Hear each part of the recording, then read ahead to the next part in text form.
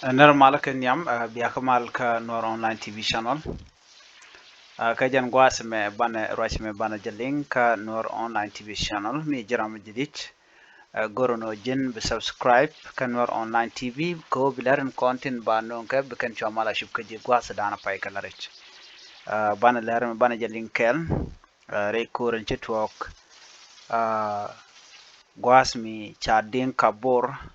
re wich ke quarteria chaka kap korten shala do shukor mo chenyen chane dong wan chaka nak ka jibon tong wan jenda no balat gwas me re koren chitwok gwas en shadin kabor chaka makten cha mak murleni kan yukoterian militia chigorien matkel shukanok to shop ka kinediech shukan ka nang ka bom chwaga nang kan de kontin la murleni kan ji kotera ka shwa din kabur chwala do shaka nagne to shop ka jandang jok vida diok wa pega me rebrode chigne di jandang jok ko yen chili wone we niam la ber kan jandang jok de diok ko wa tega ne de ngwan to shamoy ka bot ngwan long nakane ti gwad dan nan kokten ke pay kokten you know titi kanokten kontin laokten kontin laok din kabur gwad dan chikan nang tin ke koteria ka gwad shal ke aru junction kanumile road you know men chakulu kwen gwasa me kaman choda lat you know ala ka kor ninten pai wo kan ne ko la din kabur re wichin winimi ko kan la kan benishang la kan kanang ka la kan o ken kan kanang ki ko te an gwasmo gwada yan ci pinche de ko de nena you know bukan wal bukan ko jekten la wala kono ko kali cham yo michigan chubun winimi wa ka kor gwata pai wo la o ken wa chicken bel chicken ga cham belo konti la belji ko te ka do bran charat ke je nyakon gwasmo shu toko shu kan right ka kwer dana la kwer governor dung waje mona mishi right ka je chigane jogo no de ne mo ka pedang rode ko ko de ka ten gwada me men mishi nyal che bene ne ko lo jok jen roje dan ji kan lat an gwada mo wacha chu lo ko ken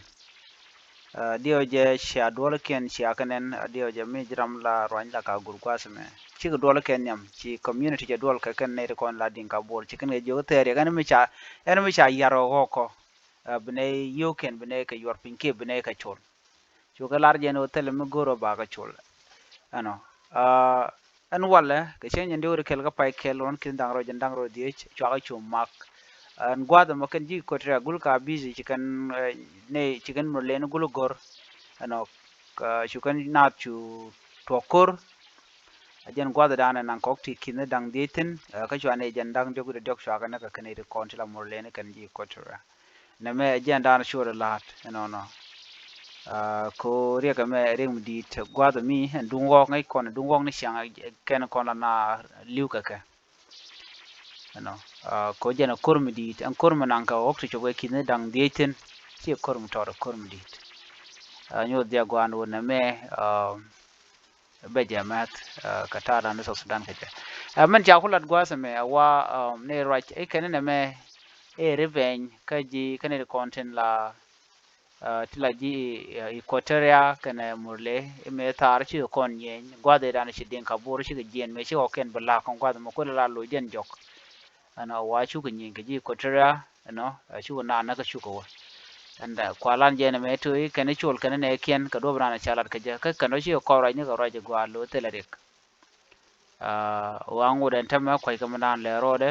duno men chalat gwas ma wa ok tikin dang de cha na ngi kan tan ji kan ka lo jok ka do brana chalat ka je lo chi kan yal cha na ngona dungo kre wi ka so sudan kel me be anyok kan mo leni atilet kan ka te be shimne yana tamma michigan di ngabol shikan na ka shikan na ka shikan ok shikan na gu yana de ka gwada beben ngay yana na ba yikta ka rwani ti baj long to beben ko kan ne ti jal din ka borti dong de kan oken ba de kan ka gor gwada an cha nang tin ngay ko ne kir ma yadit ajan jak morle ko bete jeg bagala don ko en morle chicken war chicken galut chicken jang chicken galut ramlus kana na kana ideal kana kan gat en mi shitu ga chi ji ko ta rodi la martin kama ko en binami be bejamat kaka ajan dana gore de nyo ye kellerme kata dana shi shadin kabor sha ma kaje ne biata mal